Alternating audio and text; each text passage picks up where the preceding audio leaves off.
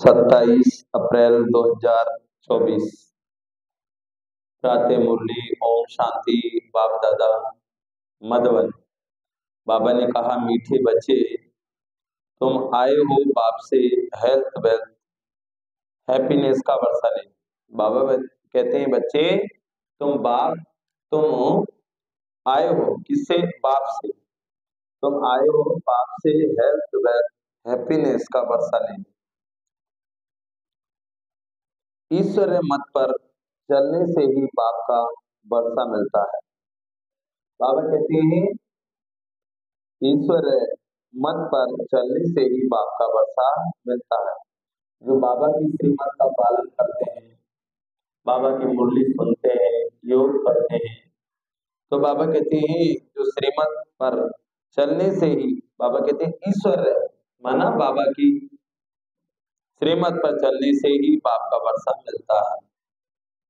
प्रसन्न। बाप ने सभी बच्चों को विकल्प जीत बनने की युक्ति कौन सी बताई है? उत्तर। बाबा कहते हैं, विकल्प जीत बनने के लिए अपने को आत्मा समझ भाई भाई की दृष्टि से देखो।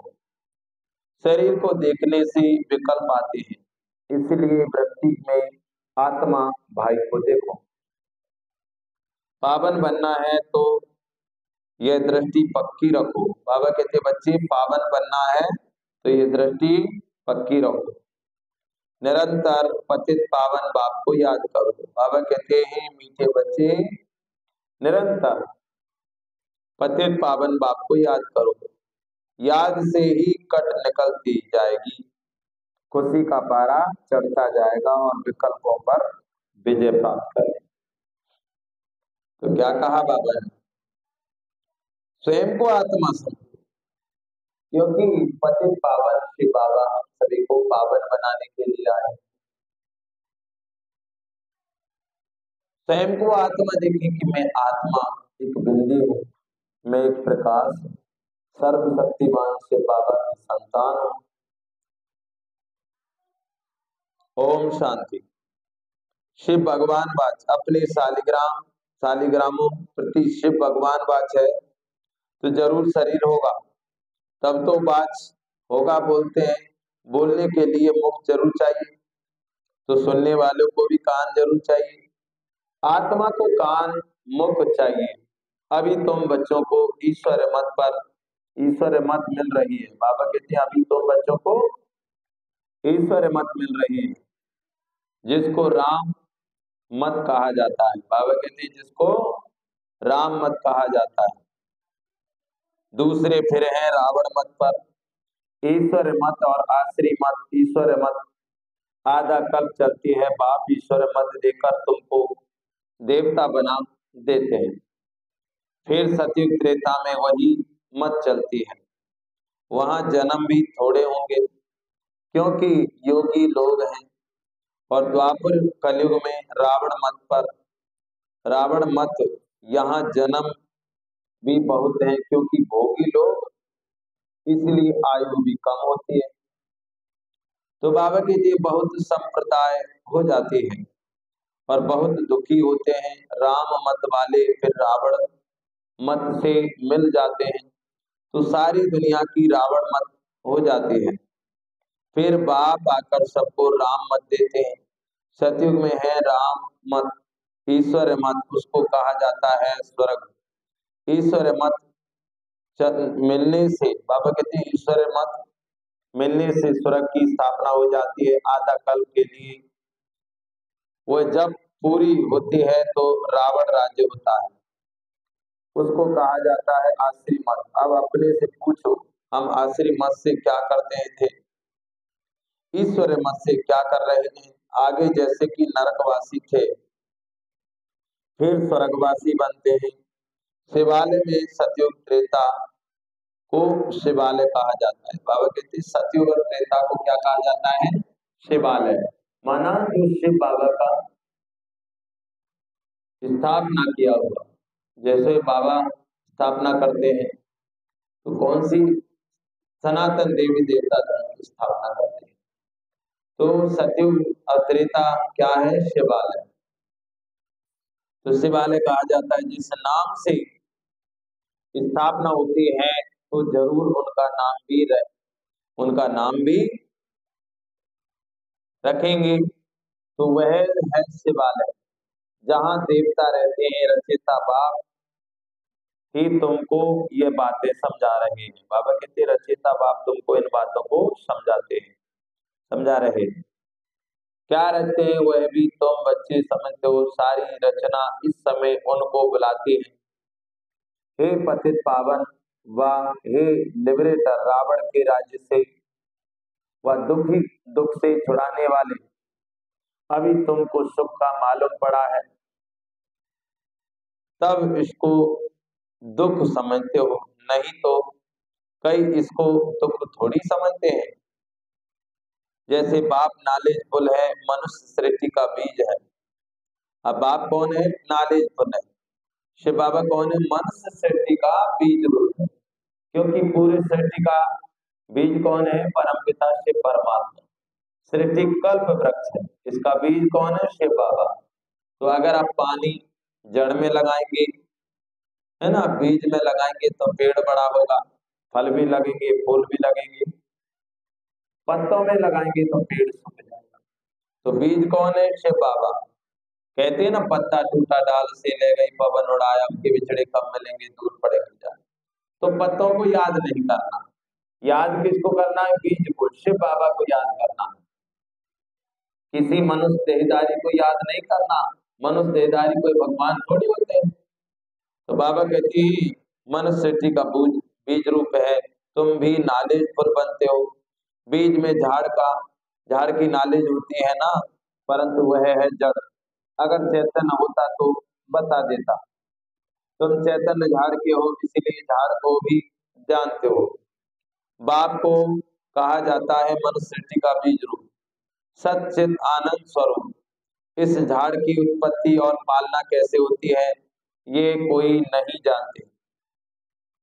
ऐसे नहीं नया झाड़ उत्पन्न होता है, ये भी बाप ने समझाया है। पुराने झाड़ वाले मनुष्य बुलाते हैं कि आकर रावण से लिबरेटर करो, क्योंकि इस समय रावण राज्य है। मनुष्य तो ना रचयिता को ना रचना को जानते। खुद बाप बतला रहे हैं, मैं एक ही बार हेवन बनाता हूँ। कौन बता रहे हैं? बाबा। एक ही बार हेवन बनाता हूँ, हेवन के बाद फिर हेल बनता है। रावण के आने से फिर वाम मार्ग में चले जाते हैं। सतयुग में हेल्थ वेल्थ हैप्पीनेस सब है। तुम यहाँ आए हो बाप से वर्षा लेने। बाबा कहते बच्चे तुम यहाँ किस लिए आए हो? बाप से वर्षा लेने। हेल्थ वेल्थ हैप्पीनेस का, क्योंकि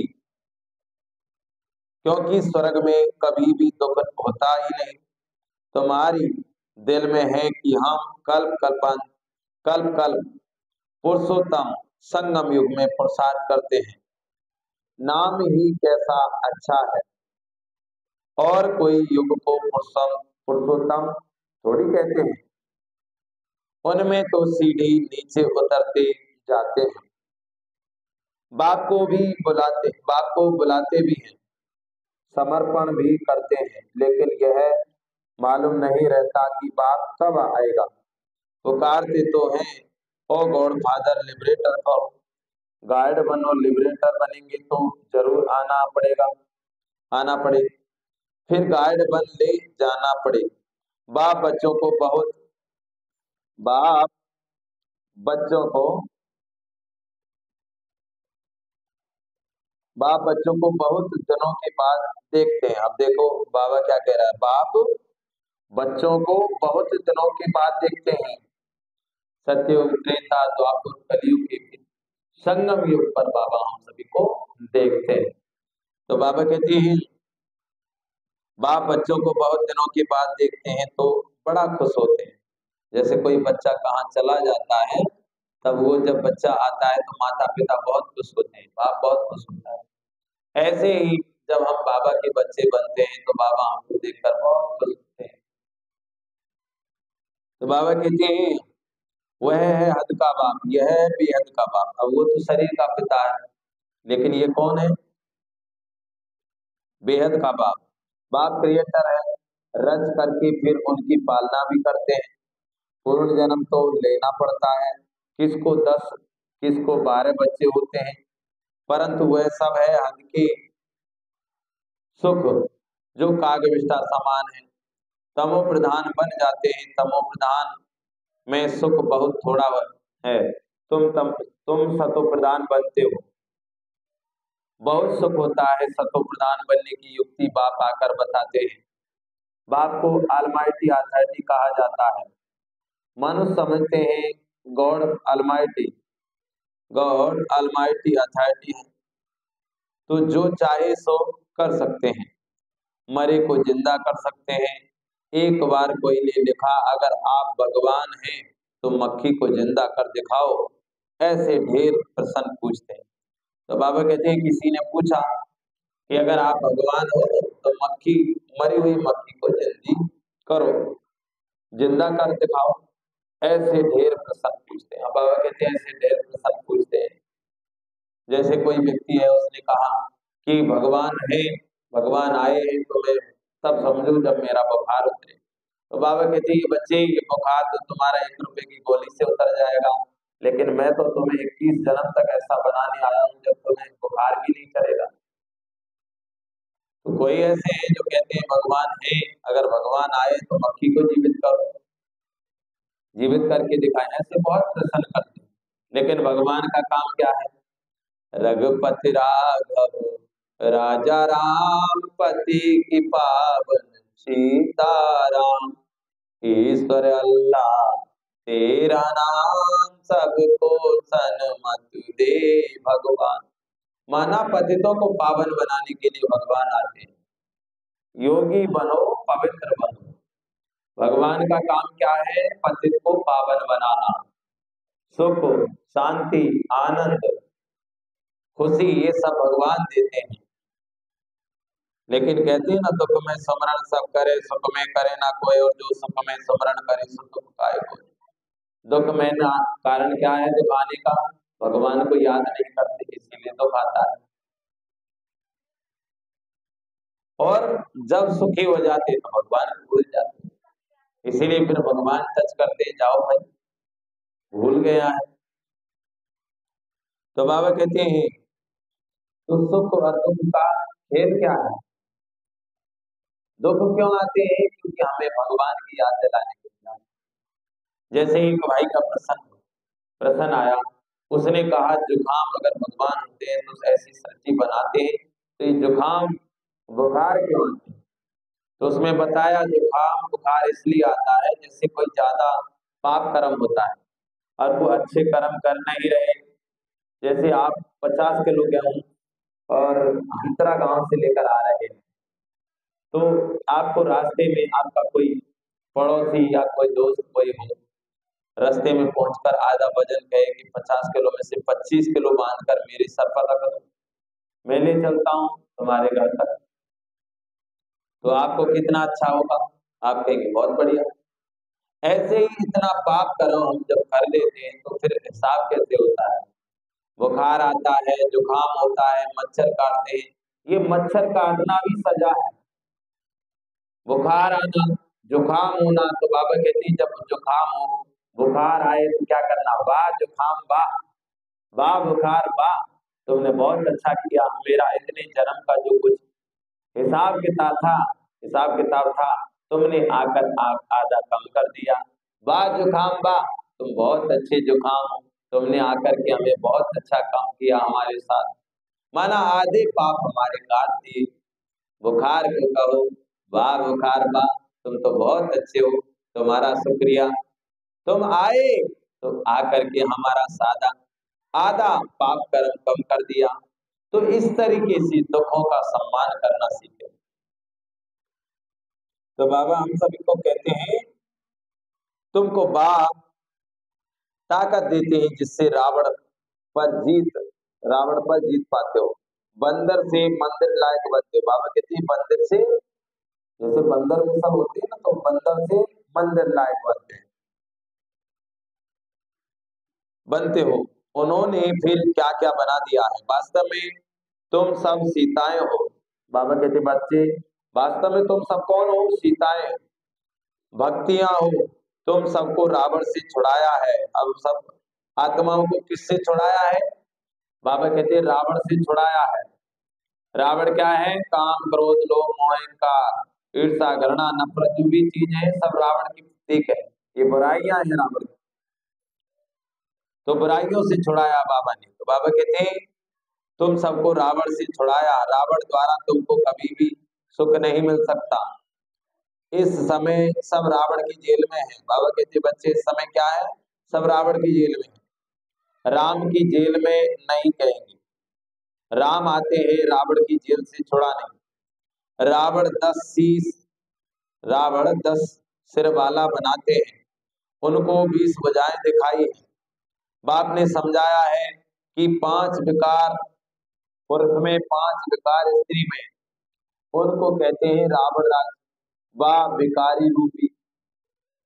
माया का राज ऐसे नहीं कहेंगे। इनके पास बहुत माया है, माया का नशा चढ़ा हुआ है। नहीं, धन को माया नहीं कहेंगे। धन को संपत्ति कहा जाता है। तुम बच्चों को संपत्ति आदि बहुत मिलती है, तुमको कुछ भी मांगने की दरकार नहीं, क्योंकि यह तो पढ़ाई है। पढ़ाई में मांगना होता है क्या? टीचर जो पढ़ाएगा वो स्टूडेंट पढ़ेंगे। जितना जो पढ़ेंगे उतना पाएंगे। मांगने की बात नहीं है।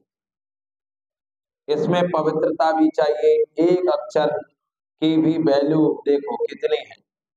पद्मा पदम, बाप को पहचानो, याद करो बाप ने पहचान दी है। जैसे आत्मा बिंदी है वैसे मैं भी आत्मा बिंदी हूँ। वह तो एवर पवित्र है। शांति, ज्ञान पवित्रता का सागर है। एक की ही महिमा है। सबको पोजीशन अपना अपना होता है। नाटक भी बनाया है कण कण में भगवान। जिन्होंने नाटक देखा होगा वह जानते होंगे। जो महावीर बच्चे हैं उनको तो बाबा कहते हैं बस तुम कहाँ भी जाओ सिर्फ साक्षीभूत देखना चाहिए। बाबा कहती अभी तुम बच्चे राम राज्य स्थापन कर रावण राज्य को खलास कर देते हो। यह है रावण की, बाबा कहती यह है बेहद की बात। वह कहानियां हद की बना दी है। तुम हो शिव शक्ति सेना। बाबा कहते बच्चे तुम कौन हो? शिव शक्ति सेना हो। शिव आलमाइटी है ना, शिव की शक्ति लेने वाले शिव की सेना तुम हो। उन्होंने फिर शिव सेना नाम रख दिया है। अब तुम्हारा नाम क्या है? क्या रखे? तुम्हारा नाम रखा है प्रजापिता ब्रह्मा कुमारी, ब्रह्मा कुमार, कुमारियां। शिव की तो सभी संतान है। सारी दुनिया की आत्माएं उनकी संतान है। शिव से तुमको शक्ति मिलती है। शिव बाबा तुमको ज्ञान सिखाते हैं जिससे तुमको इतनी शक्ति मिलती है जो आधा कल्प तुम सारे विश्व पर राज करते हो। तुम्हारी यह है योग बल की शक्ति और उनकी है बाहुबल की। भारत का प्राचीन राजयोग गाया हुआ है। चाहते भी हैं भारत का प्राचीन योग सीखें जिससे पैराडाइज स्थापन हुआ था। कहते भी हैं क्राइस्ट से इतने वर्ष पहले पैराडाइज था। वह कैसे बना? योग से। तुम हो प्रवृत्ति मार्ग वाले सन्यासी। तो बाबा कहते हैं वह घर बार छोड़ जंगल में चले जाते। वो कौन कौन की बात कर रहे हैं? बाबा सन्यासी। जैसे सन्यासी लोग होते हैं वो क्या करते हैं? घर बार छोड़कर जंगल में चले जाते हैं। तो बाबा कहते हैं जंगल में चले जाते हैं। ड्रामा अनुसार हर एक को पाठ मिला हुआ है। इतनी छोटी सी बिंदी में कितना पाठ है, इसको कुदरत ही कहेंगे। बाप तो एवर सर्वशक्तिवान गोल्डन एजड है। अभी तुम उनसे शक्ति लेते हो। ये भी ड्रामा बना हुआ है। ऐसे नहीं कि हजारों सूर्यों से भी तेज में है।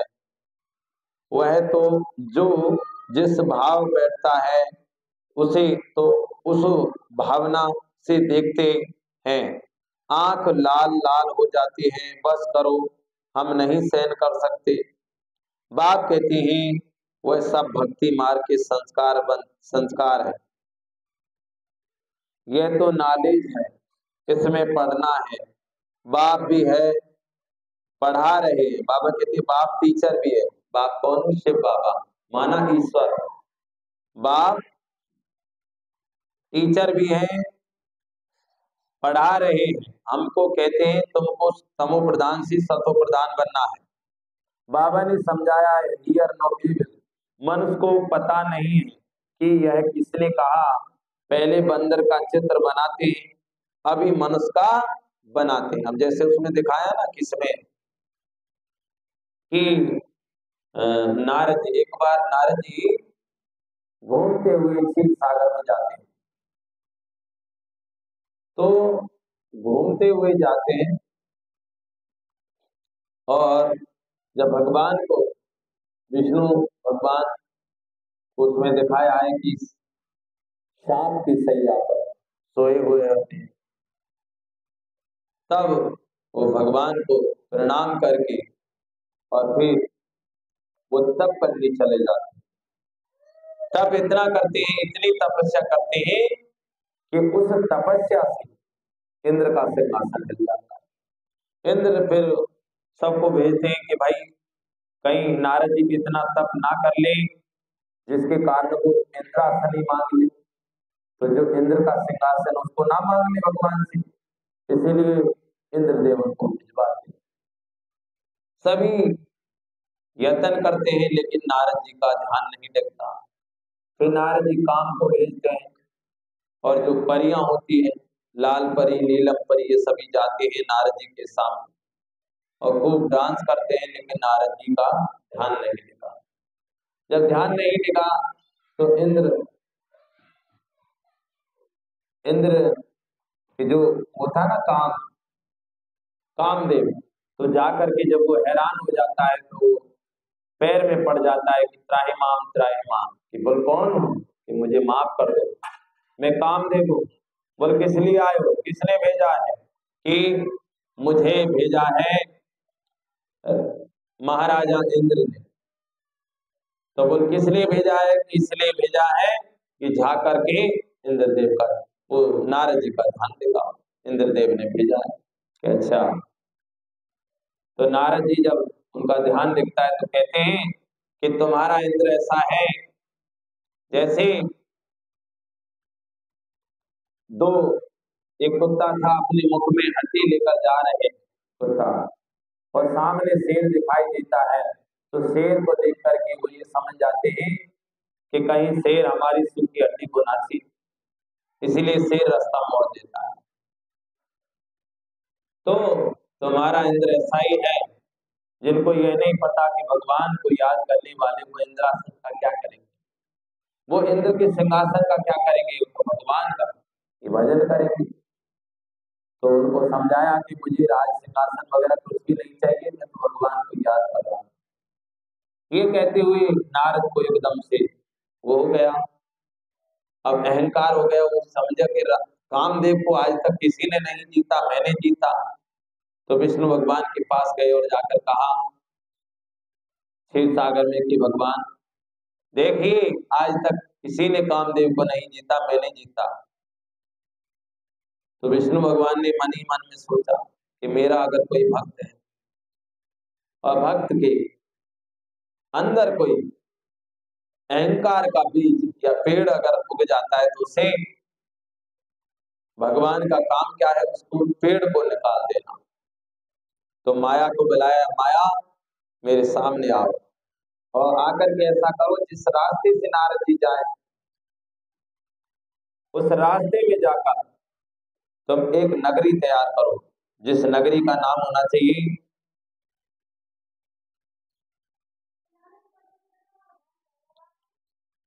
तो उसका राजा होना चाहिए, और उसमें उस राजा की पुत्री होनी चाहिए, उस पुत्री का नाम होना चाहिए विष्णु। तो पूर्व जब नगरी बनाकर माया ने तैयार कर दी, तब नारद जी वहां रह के जा रही थी। तो उसमें दिखाते हैं तो गण होते हैं वो खड़े होते हैं।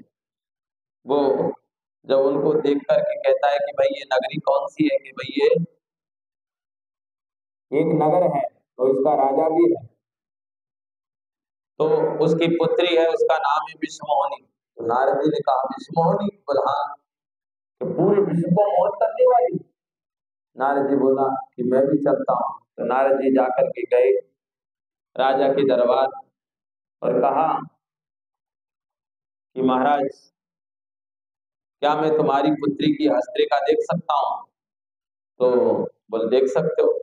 तो विश्वमोहिनी को लाया गया और जब हस्तरेखा नारद जी ने देखी तो उसमें लिखा था कि विश्वमोहिनी के साथ इसका वर हो, माना विश्वमोहिनी इसको ले जाएगा। तो उसने देखा कि विश्वमोहिनी को जिसने वर लिया तो वो कभी भी उसको कोई हरा नहीं पाएगा, पूरे विश्व को मोहित करने वाली। नारद के अंदर एकदम से काम विकार जाग गया और फिर उसने क्या किया, नारद जी ने कहा, फिर उसकी हाथ से माला गिर गई और वो भगवान को याद करने लगा। तो जब भगवान को याद करने लगा तो भगवान नंगे पैरे ही आए और कहा, वो नारद जी क्या चाहिए, कि भगवान मुझे कुछ नहीं चाहिए, तुम्हारा ये हरि रूप है ना, ये मुझे दे दो। तो विष्णु भगवान सोचने लगे कि हरि तो एक तो बंदर का भी रूप होता है और एक विष्णु का भी रूप होता है। तो उन्होंने क्या किया, बंदर का रूप नारद को दे दिया। नारद जी को दे दिया। वहां पर स्वयंवर होने लगा। अब स्वयंवर होने लगा तो जब नारद जी वहां पहुंचे तब नारद जी इधर कुर्सी पर बैठे, कभी उधर बैठे, सभी लोग हंसने लगे। अब जब उसमें विष्णुमोहिनी ये सब देख रही थी तो उस समय विष्णु भगवान आए और विष्णुमोहिनी ने उनके गले में माला डाल दी और विष्णु भगवान विष्णुमोहिनी को ले गए। उनके दो गण थे, उन्होंने क्या बन गया, वो स्त्री का रूप धारण करके उनके गले में माला डाल दी और रास्ते में जा रहे हैं। कह रहे हैं, नारद जी कह रहा है विष्णुमोहिनी, बोला हाँ जी, कि तुम तो बहुत अच्छी हो। बोला हाँ, कि ये तुम्हारी आवाज को क्या हो गया, पहले तो बहुत प्यारी मीठी आवाज थी। वो कहने लगी कि हमारे जो राज दरबार में एक शादी थी, वहां पर मैं गाने गाने के लिए गई थी भजन, तो मैं आप ज्यादा गाई थी, इसके कारण मेरी आवाज बैठ गई। बोला अच्छा। बोल विस्मोनी, बोल हाँ, ये तुम्हारे हाथ ऐसे कैसे हो गए, ये तो बहुत कोमल थी। बोल मैंने पूरी ले ली थी, इसके कारण मेरे हाथ टाइट हो गए। अच्छा। नारद जी ने कहा कि विस्मोनी, अगर मैं विष्णु नहीं होता तो तुम क्या करती, कि मैं तो नारद जी को ही जल चढ़ाती हूँ, मैं तो नारद जी को ही चाहती हूँ। तो उसने कहा कि देखो, मैं एक राज की बात बताऊं, बोल बताओ, कि मैं कोई विष्णु वगैरह नहीं हूँ, मैं विष्णु भगवान वगैरह नहीं हूँ, मैं तो नारद हूँ, देखो। तो उसने कहा, जो गण था, कि मैं भी कोई विष्मोहिनी विष्मोहिनी नहीं हूँ, मैं विष्मोहना हूँ। ये देखते हुए पूरे दरबार में जब इतनी हंसी मजाक उड़ी तो गण एकदम से हंसने लगे, सब हंसने। बोल क्यों हंस रहे हो, कि तुम्हारा चेहरा देखो शीशा में। जैसे ही शीशा में चेहरा देखा तो बोल ये क्या हुआ, बोल ये माया में तुम फंसे हुए थे नारद जी, एक काम विकारी बहुत बड़ी माया है। तो नारद जी को एकदम से वो हो गया। नारद जी ने देखा कि भगवान ने मेरे साथ इतना बड़ा रूप किया है, मैंने तो हरि रूप मांगा था, उन्होंने मुझे बंदर का रूप दे दिया। तो नारद जी गुस्सा में आग बबूला होते हुए और दौड़ते हुए जाते हैं भगवान विष्णु के पास और कहते हैं, भगवान तुमने मुझे क्या समझा, तुमसे मैंने हरि रूप मांगा और तुमने मुझे बंदर का रूप दे दिया। जाओ, जिस हरि रूप को तुमने, ये बंदर का रूप तुमने बहुत कम समझा था, ये बंदर ही तुम्हारी आगे चल के ये तुम्हारे काम आएंगी। और जिसमें आज मैं विस्मोहनी विस्मोहनी उस विलाप में मैं रो रहा हूँ, एक दिन वो समय आएगा तुमको भी इस मना धरती पर राम रूप में जाना पड़ेगा और तुम्हें हाय सीता ये तुम्हें भी धरती पर जाकर के तुम्हें पुकारना होगा। इस तरीके से उसमें कथा कहानी बताते हैं। फिर जैसे ही देखा तो विष्णु भगवान ने, उन्होंने कहा मेरा पहला श्राप है, दूसरा श्राप है श्री कृष्ण तुम जाकर बनेंगे कंस को मारेंगे और वहां पर भी तुम्हारे वो सब श्राप देते गए। फिर कहा कि अब ये मेरा तीसरा श्राप है। जैसे ही कहा तो तुरंत ही वो विष्णुमोहनी और लक्ष्मी दोनों गायब हो गए। तो कहा ये क्या है, विष्णुमोहनी कहाँ है? तो नारद जी ये मेरी माया थी, तुम माया में फंसे हुए थे। तो नारद को एकदम माया बोल माया माया माया ये कहते हुए नारद के एकदम से आंखों से आंसू बहने लगे कि प्रभु मुझे बताओ, भगवान से मैं ऐसी बातें करने लग गया और मुझे पता नहीं कि मैं माया में फंसा हुआ था। तब नारद जी को कहा, नारद जी ने कहा कि आप मुझे ऐसा उपाय बताओ जिससे मेरे मन को शांति मिले। तो क्या कहा, जपो जाय शिव कर सतनामा, होय हृदय तुमोरे विश्रामा। हे नारद जी किसी कंदरा में जाइए और शिव का नाम लीजिए, तुम्हें अवश्य ही शांति मिलेगी, तुम्हारे मन को विश्राम मिलेगा। तो इस कहानी से हमें ये सीख मिलती है कि बाबा हमें योगी पवित्र बनाते हैं। काम विकार क्या है, आदि मध्य अंत दुख देता है, जिसके कारण हम भगवान से दूर हो जाते हैं। हम समझ नहीं पाते ये जो काम क्रोध लोभ मोह अहंकार ये पांच जो विकार है ये स्त्री पुरुष के हैं और 5 विकार स्त्री के हैं, तो 10 विकार हो गए।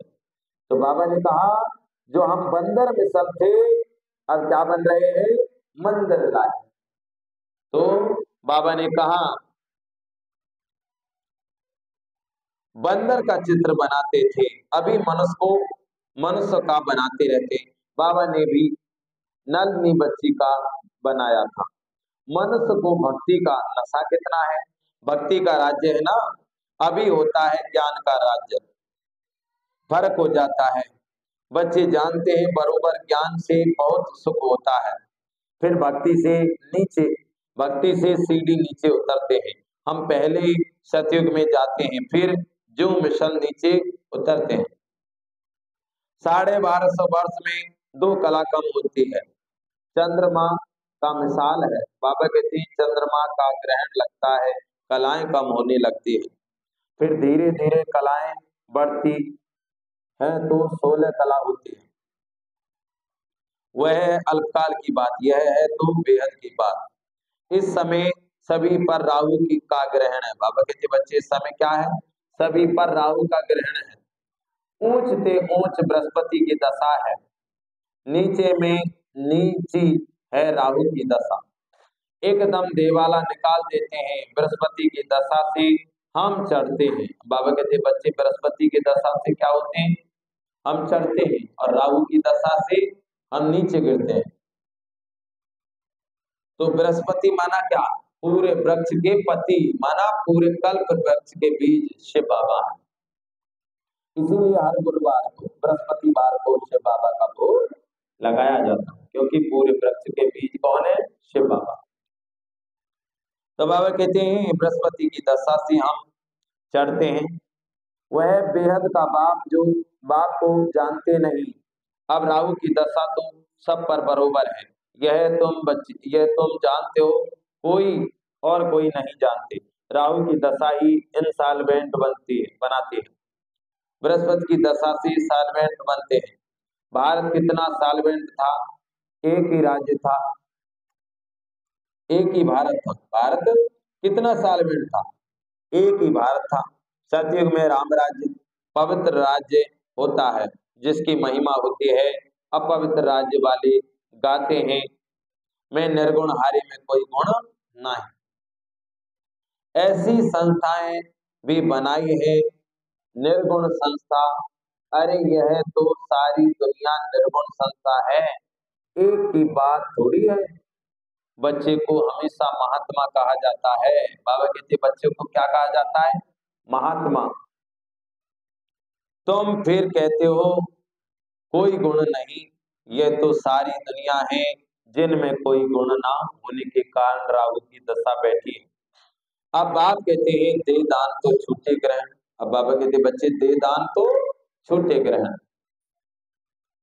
अब जाना तो सबको है, देह सहित देह की सभी धर्मों को छोड़ो, अपने को आत्मा निश्चय करो। तुमको अब वापिस जाना है, पवित्र ना होने के कारण वापिस कोई जा ना सके। अब बाप पवित्र होने की युक्ति बताते हैं। बेहद के बाप को याद करो। कई कहते हैं बाबा हम भूल जाते हैं। बाप कहते हैं मीठे बच्चों, पतित पावन बाप को तुम भूल जाएंगे तो तुम पावन कैसे बने। विचार करो कि यह क्या कहते हैं। तो जानवर भी कभी ऐसे नहीं कहेंगे कि हम बाप को भूल जाते हैं। तुम क्या कहते हो, मैं तुम्हारा बेहद का बाप हूं। तुम आए हो बेहद का वर्षा ले ले। निराकार बाप साकार में आए हैं। निराकार कौन है? शिव बाबा। साकार कौन है? ब्रह्मा बाबा।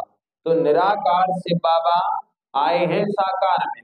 अब लोग बात क्या समझ लेते हैं, वो क्या समझ लेते हैं कि भगवान साकार है। अब उनको पता नहीं कि भगवान ने जन्म नहीं लेते।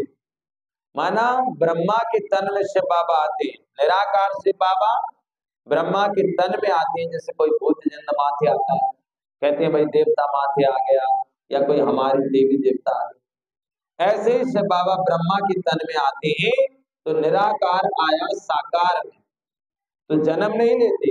माना जन्म मृत्यु के चक्र में भगवान कभी आते नहीं है। लोग बात क्या समझते हैं साकार भगवान है। उनको पता नहीं है कि भगवान कोई हाड़ मांस का शरीर भगवान का है ही नहीं। उसको क्या कहते हैं? बिन पग चले सुने बिन काना, करम करो के विदु नाना। अलग निरंजन आप ही आप, ना कोई मैया ना कोई बाप। तो लाल छत के नीचे बैठा जाने कौन मदारी, तरह तरह के खेल रचावे नाचे दुनिया सारी। भगवान निराकार है, लेकिन ब्रह्मा के तन में आकर के साकार शरीर लेता है। माना अवतरण होता है भगवान का, लेकिन जन्म नहीं होता। बहुत बड़ा रहस्य है। इसीलिए आजकल क्या है, दुनिया में नकली भगवान बन के बैठे। वो कहते हैं ना, हे मर्यादा पुरुषोत्तम, तुमने मर्यादा क्यों छोड़ दी हो राम। असली वो नकली सीता के फेर में असली सीता क्यों छोड़ दिया। आज भगवान को आए हुए पूरे 88 वर्ष हो चुके, और हम सभी नकली भगवानों के चक्कर में पड़ पड़ के असली भगवान को छोड़ दिया। जिसको कहते हैं सत्यम शिवम सुंदरम, जो सत्य है, जिस तरह बिजली का करंट सत्य है, जिस तरह सर्दी गर्मी हवा खुशबू सब सत्य है, वैसे ही भगवान भी सत्य है। इसीलिए उसको सत्यम कहा गया। शिवम माना परमात्मा, बीज है, संस्कृत शब्द है। शिव माना बिंदी, शिव माना कल्याणकारी ज्योति, प्रकाश कल्याणकारी, इसीलिए उसको शिवम कहा गया। सुंदरम माना कभी जन्म नहीं लेते, कभी मरते नहीं है। जैसे कोई सत्संग में जाओ, कहीं भी जाओ, कोई बच्चे होते कोई जन्म लेते हैं, या कहीं भी घरों में फिर बड़े होते हैं, उनका रंग बदल जाता है, रूप बदलता है, फिर बुजुर्ग होते हैं तो अलग बदल जाता है। सदा सुंदर तो वही। फिर सुंदर क्यों है? क्योंकि कभी जन्म और मृत्यु के चक्कर में भगवान आते नहीं। बहुत ही समझने की बात है। ये क्या है? माया की चक्की चल रही है, कोई बिस्मत जइयो भैया। ये माया की चक्की चल रही है, कौन सी? आए एक ही घाट से जाना एक ही घाट, अपने अपने कर्म से हो गए बार बार। समस्त पूरी विश्व की आत्माओं को बाबा के पास आना है, क्योंकि समस्त विश्व की आत्माओं का पिता निराकार से बाबा है। मनुष्य भगवान नहीं, यहाँ पर सभी को आना होगा। क्योंकि बाबा ने कहा जैसे राई होती है ना, राई सरसों, ऐसे जैसे मच्छर होते हैं, ऐसे समस्त विश्व की आत्माओं को यहाँ पर आना। बहुत सारी भीड़ लगने वाली है, क्योंकि सबसे बाबा को पहचानेंगे। अब जितने बड़े बड़े साधु महाराज निकल कर आ रहे हैं, उनका अनुभव सुन के कि आपकी आंखों से आंसू बहने लगेंगे। और दुनिया में ऐसा कोई सत्संग नहीं है यहाँ कोई रुपया पैसा दे करके बुलवाते नहीं है। जैसे कोई काम करते हैं, कोई बिजनेस करते हैं तो रुपए देते हैं और कहते हैं तुम हमारा ये चीज का एडवर्टाइज कर दो, तो वो करते हैं। इस जो प्रजापिता ब्रह्मा कुमारी ईश्वर विश्वविद्यालय में ऐसा नहीं है कि आप साधु महाराज आपको इतने रुपए दे दें और आप ऐसा प्रचार कर दो। साधु महाराज को पता है, बड़े बड़े साधु संतों को अब निकल कर आ रहे हैं, तपस्या कर रहे थे, उनका सिंहासन हिला। संत समागम, बड़े बड़े साधु संत, हर डेली कितने ही साधु संत आते हैं, क्योंकि सनातन देवी देवता का धर्म की स्थापना हो रही है। आकर कहते हैं कि वास्तव में यही ज्ञान सत्य है। इसीलिए शिव को कहते हैं शिव शंभु, कि परमात्मा शिव बाबा इस धरती पर आकर के अपना एड्रेस देते हैं। इसीलिए दुनिया में पता नहीं है कि भगवान कौन है, और भगवान आकर के एड्रेस देते हैं। बहुत समझने की बात है। ज्ञान का जितना मंथन करेंगे उतना ही शिव बाबा को पहचानेंगे। तो बाबा कहते हैं बेहद का बाप हूं, तुम आए हो बेहद का वर्षा लेने, निराकार बाप साकार में आए हैं, निराकार बाप साकार में आए तब तो पढ़ाई। अब बाबा कहते बच्चे मैं आता हूं तभी तो पढ़ाता हूं, नहीं तो मैं तो निराकार हूं, मेरा शरीर नहीं तो मुझे शरीर लोन लेना पड़ता है। तो बाबा कहते हैं निराकार बाप साकार में आए तब तो पढ़ाए। अभी बाप ने इनमें प्रवेश किया, किसमें? ब्रह्मा बाबा में। इसीलिए शिव को दिखाते हैं। क्या दिखाते हैं? बहुत समझने की बात है। शिव के मंदिर में जाओ, आपको दिखाया जाएगा, कहते हैं कि नंदी के ऊपर सवारी की किसने? शिव ने। विचार करें, आज तक दुनिया में कोई बैल पर चढ़ता है क्या? जब शिव बाबा के हाथ पांव है ही नहीं, तो शिव बाबा ने बैल पर कैसे सवारी की? बैल कौन? बैल माना ब्रह्मा बाबा। इनके शरीर में शिव बाबा है, इसलिए उन्होंने ब्रह्मा को बैल दिखा दिया कि शिव ने बैल पर सवारी। बहुत समझने की बातें हैं। और फिर उसमें दिखाते हैं, और वो शिव बाबा कहते हैं भोले ना दिया, बोल हाँ भोले ना, बोल भांग घुटेगी क्या? अब कौन सी भांग थी इसको पता नहीं, भांग कौन सी? तो नादिया कहता है अब ना घुटे, अब ना घुटे, अब ना घुटे भोले, अब ना घुटे, ये भोले तेरी भंगिया अब ना घुटे, शिव बाबा तेरी भंगिया अब ना घुटे। कौन सी भंगिया थी भैया?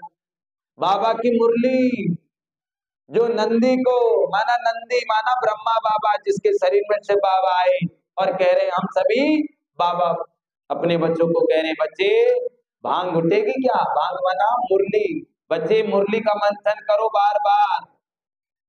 तो इस मुरली कोई बात को उन्होंने फिर भांग का नशा दिखा दिया।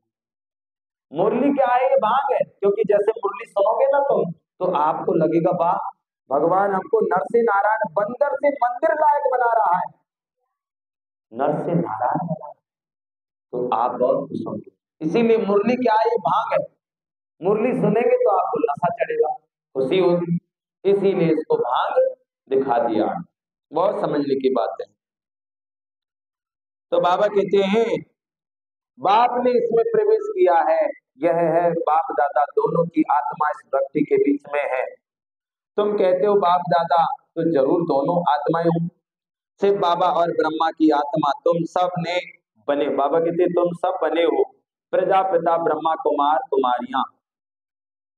तुमको नॉलेज मिलती है तो जानते हो हम भाई भाई हैं, फिर प्रजापिता ब्रह्मा द्वारा हम भाई बहन बनते हैं। ये याद की पक्की चाहिए। बाबा कहते याद पक्की चाहिए। परंतु बाबा देखते हैं कि बहन भाई में भी नाम रूप की कशिश होती है, बहुत विकल्प आते हैं, अच्छा शरीर देखकर विकल्प आते हैं। अब बाप कहते हैं अपने को आत्मा समझ भाई की दृष्टि से देखो। आत्माएं सब ब्रदर हैं, ब्रदर हैं तो बाप जरूर चाहिए। सबको एक बाप है, सभी बाप को याद करते हैं। बाबा कहते हैं सभी का बाप एक है, सभी बाप को याद करते हैं। अभी बात कहते हैं सतो प्रधान बनना है तो मामिकम याद करो। जितना याद करेंगे तो कट निकलती जाएगी, खुशी का पारा चढ़ेगा और कशिश होती रहेगी। नंबर बार पुरुषार्थ अनुसार क्या देखना है। जब हम सबको आत्मा देखेंगे तो कोई भी हमारे अंदर विकार नहीं आएंगे। अगर हमने शरीर देखा तो कहेंगे ये गोरा है, ये काला है, ये सुंदर है, तो ये बातें याद आएंगी। इसलिए सबको आत्मा देखो। अच्छा, मीठे मीठे सिकील दे बच्चों प्रति माता पिता बाप दादा का याद प्यार और गुण मन। रूहानी बाप की रूहानी बच्चों को नमस्ते। हम रूहानी बच्चों की रूहानी माता पिता बाप दादा को याद प्यार गुड मॉर्निंग और नमस्ते नमस्ते। धारणा के लिए मुख्य सार, पढ़ाई पर पूरा ध्यान देकर स्वयं संपत्तिवान बनना है। पढ़ाई पर, पढ़ाई क्या है? बाबा की मुरली जो भगवान हमको पढ़ा रहे हैं। पढ़ाई पर पूरा ध्यान देकर स्वयं को संपत्तिवान बनना है। संपत्तिवान बना 21 जन्मों की बात सही लेनी है। कुछ भी मांगना नहीं है। बाबा कहते बच्चे कुछ भी मांगना नहीं है। वो गाना था ना पहले, कुछ लेना ना देना मगन रहना, मगन रहना अलग रहना, कुछ लेना ना देना मगन रहना, पांच तत्व का पिंजरा बनाया, या में बैठी सुगड़ में ना, कुछ लेना ना देना मगन रहना। तो हमें लेना नहीं है लेकिन देना है। ये तो गाना सुनते आए, लेकिन क्या देना है? सबको सुख दो, शांति दो, आनंद दो। बाबा से लेकर उनको दो, बाबा इस आत्मा को सुख दे देना, इसको आनंद की किरणें दे देना, इसको शांति दे देना। देते रहो लेकिन मांगना नहीं, मांगने से मरना भला। तो बाबा ने कहा कुछ भी मांगना नहीं है, एक बाप की याद और पवित्रता की धारणा से पद्मा पदम पति बनना है। राहु के ग्रहण से मुक्त होने के लिए विकारों का दान देना है। बाबा कहते हैं राहु के ग्रहण से क्या करना है? मुक्त होने के लिए विकारों का दान देना है। हियर नो इविल, जिन बातों से सीढ़ी नीचे उतरे निर्गुण बने उन्हें बुद्धि से भूल जाना है। वरदान, पहले आपके मंत्र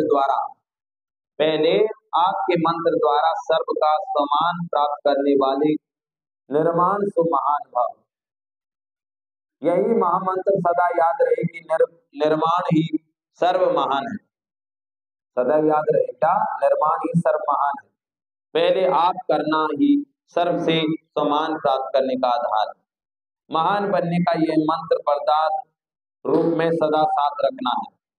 वरदानों से ही पलते उड़ते मंजिल पर पहुंचना है। मेहनत तब करते हो जब वरदानों को कार्य में लगाते हो।